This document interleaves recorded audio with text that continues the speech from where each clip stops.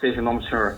Irmãos, hoje gostaria de falar uma palavrinha que se encontra em Atos 8, versículo 26, que diz: Filipe e eunuco, etíope. Um anjo do Senhor disse a Filipe: vai para o sul, para a estrada deserta que desce de Jerusalém a Gaza. Ele se levantou e partiu. No caminho encontrou eunuco, etíope, um oficial importante, encarregado de todos os tesouros de Candace, rainha dos etíopes. Esse homem viera a Jerusalém para adorar a Deus. E de volta para casa, sentado em sua carruagem, ele lia o livro do profeta Isaías. E o Espírito disse a Filipe: aproxime-se dessa carruagem e acompanhe-a. Então Filipe correu para a carruagem, ouviu o homem lendo o profeta Isaías e lhe perguntou: o senhor entende o que está lendo? E ele respondeu: como posso entender se alguém não me explicar? Assim convidou Filipe para subir e sentar-se ao seu lado. O eunuco estava lendo essa passagem da Escritura. Ele foi levado como ovelha para o matadouro, e como cordeiro mudo diante do tosqueador, ele não abriu a sua boca. Em sua humilhação foi privado de justiça. Quem pode falar dos seus descendentes? Pois a sua vida foi tirada da terra.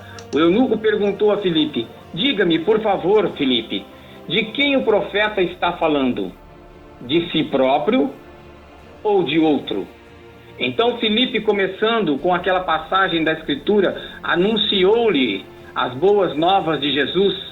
Prosseguindo pela estrada, chegaram a um lugar onde havia água. O eunuco disse: olhe, aqui há água. O que me impede de ser batizado? Disse Filipe: você pode, se crê de todo o coração. E o eunuco respondeu: creio que Jesus Cristo é o Filho de Deus. Assim deu ordem para parar a carruagem. Então Filipe e o eunuco desceram à água, e Filipe o batizou. Quando saíram da água, o Espírito do Senhor arrebatou Filipe repentinamente. O eunuco não ouviu mais e, cheio de alegria, seguiu o seu caminho. Aleluia. Irmãos, o texto que nós acabamos de ler, na palavra de Deus, ela possui importantes revelações da parte de Deus para nós. A palavra do Senhor, ela é um livro interpretado à luz do Espírito Santo. E se não for assim, o leremos apenas, irmãos, como um simples livro de histórias. Nessa passagem nós encontramos Filipe, o diácono, posteriormente chamado de evangelista.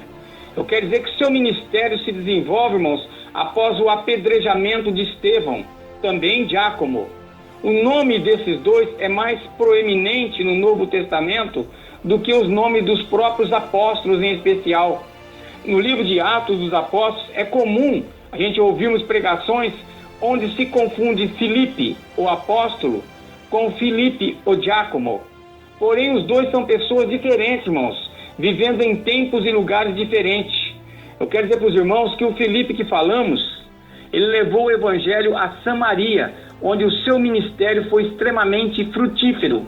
Podemos ler isto em Atos 8, do 5 ao 8, onde a palavra nos fala dos sinais miraculosos, das curas e da felicidade do povo em poder estar junto a um homem tão especial quanto Filipe. Ele também era pai de 4 filhas, e as 4, irmãos, eram profetisas. Está no livro de Atos 21, 9, mostrando que Filipe cumpria a sua função de bom pai e de bom marido, sabendo conduzir bem a sua família.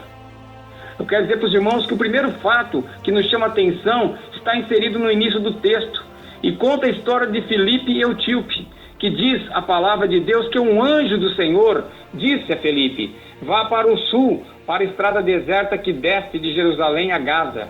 Irmãos, isso nos mostra a intimidade que este homem tinha com Deus, a ponto de poder ouvir nitidamente a voz dos anjos do Senhor.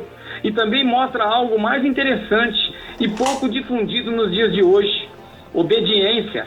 Filipe tinha um ministério frutífero em Samaria e era homem influente naquela região e muito respeitado.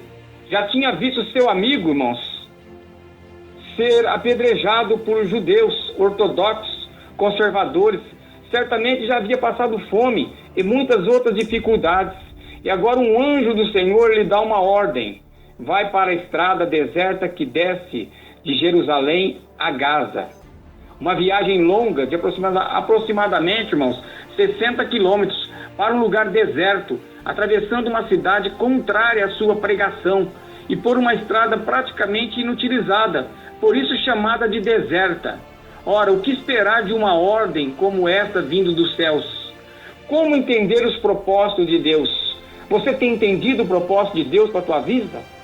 Para a tua vida? Eu quero dizer, meus irmãos, que Deus, Ele não aceita zona de conforto. Quando Deus tem um chamado para a sua vida, Ele jamais irá permitir que você se feche em uma zona de conforto. Deus sempre vai chamar pessoas especiais para obras especiais e você precisa estar atento para isto. Não foi Abrão que chamou Deus, foi Deus que chamou Abrão. Não foi Gideão quem escolheu Deus, mas Deus escolheu Gideão. Não foi Moisés quem escolheu Deus, mas Deus escolheu Moisés. E eu posso afirmar com certeza, irmãos, não foi você que escolheu Deus. Aleluia. Mas foi Deus quem te escolheu. E é por esse motivo que você está aqui neste momento. Ou é por isso que você está lendo este texto. E Deus não nos escolhe para sermos apenas libertos. Esta, aliás, é uma confusão comum, irmãos, no meio evangélico. Deus te escolheu para dar liberdade aos cativos. Você pode até pensar que a sua missão já está pronta e você já fez todo o possível, mas eu quero dizer que essa palavra que eu estou falando ou estou lendo para você veio para confrontá-lo e provar que ainda tem muita glória pela frente. Eu disse glória porque no final de sua carreira certamente você vai receber a glória de Deus. Aleluia. Eu quero dizer, irmãos, que às vezes olhamos para a nossa obra e achamos necessário ganhar multidões, construir grandes templos e fazer coisas totalmente inéditas. Mas a obra do Senhor é simples. Uma pequena palavra, um esforço a mais e você pode mudar a vida de uma pessoa, que vai mudar a vida de uma família e, consequentemente, mudar a vida de uma nação. Essa palavra do Senhor trata a respeito da mudança de vida de um homem que transformou a vida de um continente. O profeta Abacuque, irmãos, ele nos ensina a pescar com anzol. E esse é o método de Jesus. Ele pega traz para a glória, enche de glória e multiplica a glória. Em 2 Coríntios, irmãos, 13:18, ora, o Senhor é o Espírito, e onde está o Espírito do Senhor, ali há liberdade. E todos nós, que com a face descoberta contemplamos agora do Senhor, segundo a sua imagem, estamos sendo transformados, irmãos, com a glória cada vez maior, e qual vem do Senhor, que é Espírito. E é para isso, irmãos, que fomos chamados, fomos levados à glória, cheios de glória, para multiplicar a glória. Você é um multiplicador de bênçãos. Você é um multiplicador da glória do Senhor. Quer dizer que Deus fala para você, levanta e anda. Em Atos 8:27, a Bíblia diz que Felipe se levantou e partiu. Querido irmão sentado aí no banco, onde você está, não vai acontecer nada na sua vida. Você quer ver um resultado prático da sua fé, então? Levante e ande. Vá em frente, lute, busque, procure. Felipe não se importou em deixar tudo para trás e ir obedecer a Deus. Ele não dá ordem de derrota. Deus só dá ordem de vitória. Vai e vença. Vai e conquiste. Vai e cure. Vai e encontre. Se você continuar parado, estagnado nessa situação em que você está, o seu problema e a sua dificuldade, irmãos, jamais serão vencidos. E pior ainda, os problemas das outras pessoas à sua volta, dependentes de você, também jamais serão vencidos. Eu quero dizer que Deus requer de você obediência e liberdade. O texto continua dizendo, no caminho, encontrou um eunuco Etíope, um oficial importante, encarregado de todos os tesouros de Candace, rainha dos etíopes. Veja como são os caminhos do Senhor. Filipe saiu de Samaria, andou 60 quilômetros até encontrar este homem. A Bíblia nos diz algumas coisas a respeito dele. A primeira é que era um eunuco. Eunuco é um homem privado da sua sexualidade, castrado por castigo ou castrado de nascença. Um eunuco não pode ter filhos. Por analogia, poderíamos também dizer, não pode dar frutos. E sabemos que sem frutos somos condenados nos dias de hoje. Há pessoas impossibilitadas, irmãos, de ter filhos e encaram-se com grande naturalidade. Porém, a lei mosaica era clara em Deuteronômio 23:1. Nós lemos, ninguém que se tenha tornado eunuco por acidente ou por mutilação entrará na Assembleia do Senhor. Um homem castrado, irmãos, ou eunuco, era excluído da congregação, não poderia exercer nenhum tipo de atividade sacerdotal e nem tampouco entrar no templo, e como tal, também estava destituído da sociedade como um todo. Sua vida estaria fadada à escravidão, irmãos, numa tradução livre. Então poderíamos, irmãos, substituir a palavra eunuco por excluído, ou ainda escravo e excluído. Todo homem que vive fora da presença verdadeira de Deus, ele é um excluído espiritual, é um escravo do pecado. Sua vida se resume a sofrimento, pois a sua estrutura espiritual, irmão, sempre reflete na alma e no corpo. Há pessoas excluídas e escravizadas por meio de outras pessoas. Outros já nasceram assim, e outros assim o fazem porque querem. A palavra de Deus diz em Mateus 19:11, pois há eunucos que nasceram assim, e outros foram feitos eunucos pelos homens. E há eunucos que se fizeram eunucos por causa do reino dos céus. Quem puder aceitar isso, aceite-o. Muitas pessoas consideram-se libertas porque são importantes ou têm condições, mas nem por isso deixam de ser escravos e eunucos. A palavra diz que este homem era um eutípio, oficial importante, encarregado de todos os tesouros de Candace. Este homem não era um homem qualquer, mesmo sendo escravo, talvez por opção. A Bíblia o chama de importante, encarregado de todos os tesouros de Candace. Candace não era um nome, sim um título dado à rainha mãe, encarregada de todos os trabalhos seculares do rei. A palavra, todos nesse texto, irmão, nos chama atenção, por isso mostra a amplitude da sua gerência. Este homem ele era o oficial mais importante da rainha da Etiópia. Quando falamos em eunuco, geralmente pensamos em um homem cuidando das mulheres do rei.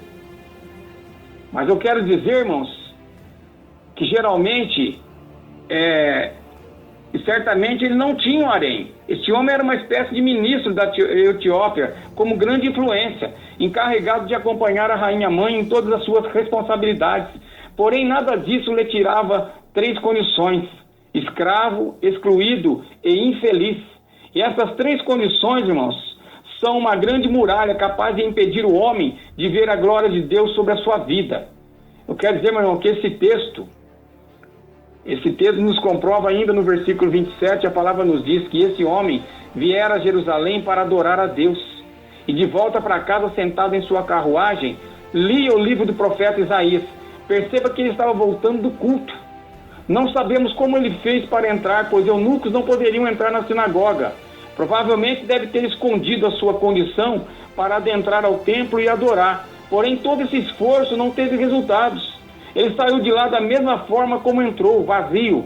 A palavra diz que ele já estava voltando, irmãos, e podemos compreender lendo o texto que não tinha entendido absolutamente nada a respeito de Deus. Com os escravos excluídos espirituais é assim. Pessoas levadas por uma mente escrava, muitas vezes escravos de vícios diversos, não conseguem ver a glória de Deus, não conseguem interpretar a luz do Espírito Santo, o significado da palavra de Deus. Talvez isso esteja acontecendo em sua vida. Analise e pense. Será que você está compreendendo a palavra de Deus? A mensagem do Senhor tem atingido o seu coração? Talvez neste momento a sua resposta seja negativa. Talvez você não esteja compreendendo as mensagens do Senhor. Preste atenção e compreenda o que o Senhor tem a dizer. Eu disse que Candace é um título dado à rainha mãe ou rainha maior, encarregada de todos os interesses e obrigações seculares do rei. Isso nos faz compreender que ir a Jerusalém, irmãos, era um ato simbólico, uma obrigação regular, uma cordialidade política. Eu quero dizer para os irmãos que no livro de Atos dos Apóstolos nós podemos ver, no capítulo 6, quando da prisão de Estevão, os judeus de Cirene, a principal cidade da Líbia na África do Norte, por consequência, uma das principais cidades da Etiópia, discutindo a respeito das palavras de sabedoria de Estevão. Nós também muitas vezes estamos na igreja por uma questão de ato simbólico, uma obrigação regular e até mesmo uma cordialidade política da boa vizinhança, das amizades, das finanças. Porém, o propósito principal e verdadeiro centro das atenções, irmãs, é Jesus Cristo. Fica muito distante do nosso entendimento se Deus está falando com você por intermédio dessa palavra. Avalie o seu coração, clame ao Senhor e Deus com certeza vai mover os céus e a terra para atendê-lo e para mudar o seu entendimento. Deus não quer pessoas, irmãos, escravizadas dentro da igreja. Deus quer pessoas libertas de todo mal. E você precisa estar dentro dessa condição. Mas como fazer isso? Encontrando a liberdade em Cristo. Clame a Deus, ouve o clamor do justo. Deus ouviu o clamor do seu povo no Egito. Lembrou-se da aliança que havia estabelecido com os seus antepassados e os livrou da escravidão. Então clame, fale com Deus, abra sua boca e tenha certeza que o socorro vem. E quando ele vier, não vai ter nenhuma corrente forte o suficiente para segurar a sua vida secular e nem financeira e nem espiritual, irmãos. Clama ao Senhor, que Ele revela a palavra. E não só a palavra, o clamor revela a nossa condição física e espiritual. A palavra do Senhor diz que o eunuco estava lendo a palavra do profeta Isaías. Porém, naquela época, conforme o costume estabelecido pelo Torá, lia-se em voz alta o texto da palavra de Deus. E era exatamente isto o que o eunuco fazia.